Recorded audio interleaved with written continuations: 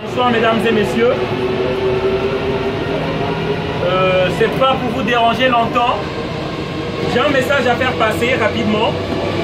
Pour 5 minutes. Ça concerne l'Afrique. Ça concerne l'immigration.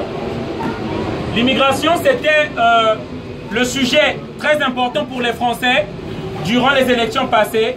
Mais dommage, on n'en a pas beaucoup parlé. Et surtout que nous savons que le nombre des immigrés ne fait qu'augmenter en France. Alors, le message que je tiens à faire passer, c'est pour dire que certains Africains n'ont pas besoin de venir en France. Parce que leurs pays sont riches. Je prends le cas de mon pays, le Congo-Brazzaville. Nous avons assez d'or, nous avons assez de pétrole. Mon pays produit 296 000 barils de pétrole par jour. C'est pourquoi Total est au Congo-Brazzaville. Mais il y a un aspect.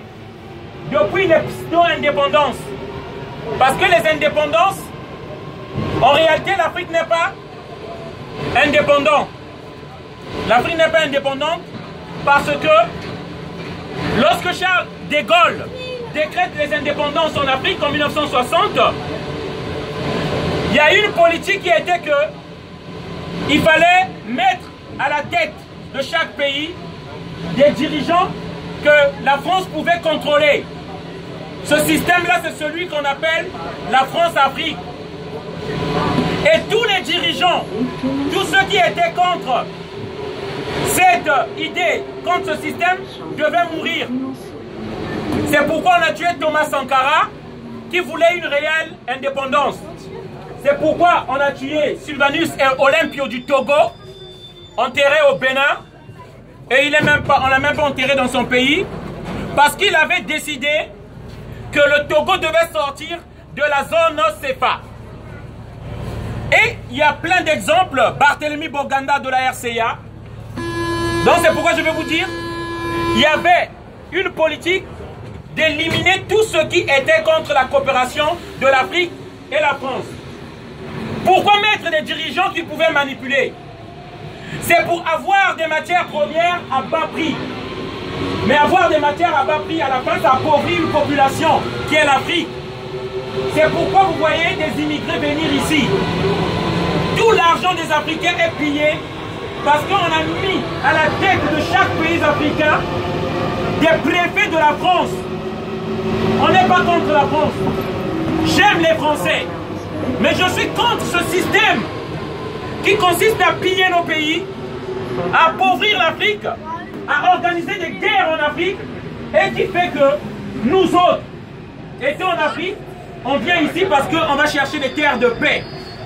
Je viens intervenir dans ce métro parce que nous n'avons pas de moyens de nous exprimer devant les médias. Et je veux que le citoyen français sache cette réalité-là, ce qui se passe. Vous voyez une vague massive des Africains venir envahir la France. La réalité, c'est que l'Afrique est pillée.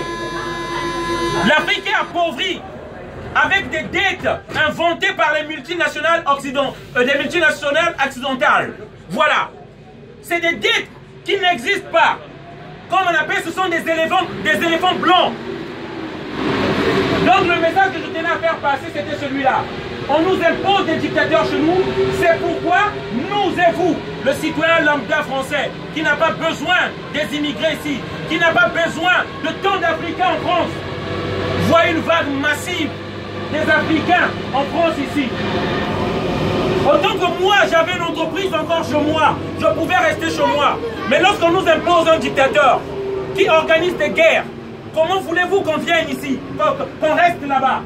On est obligé, comme vous, pendant la Deuxième Guerre mondiale, vous avez fui vers l'Algérie, vers les autres pays. On est obligé de venir ici.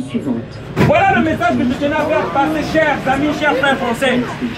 Il est temps qu'on change de politique. Et nous disons qu'Emmanuel Macron doit regarder ces problèmes-là. Doit regarder le problème de la France-Afrique. Une relation criminelle entre des élus français et des dictateurs africains.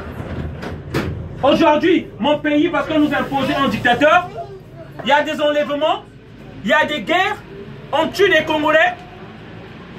Voilà.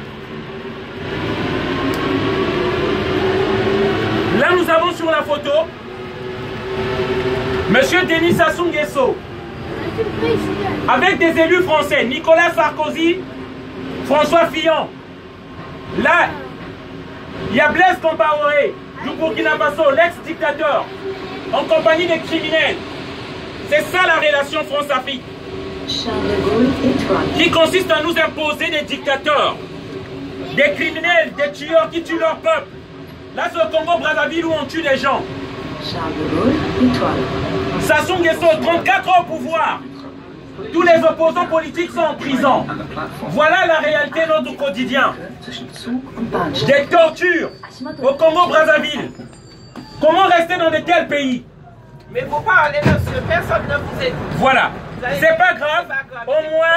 Au moins, quelque part, ils penseront, ils ont écouté quand même. Voilà le message que je tenais à faire passer. Merci et une bonne soirée à tous. Mais vous savez que les personnes n'écoutent.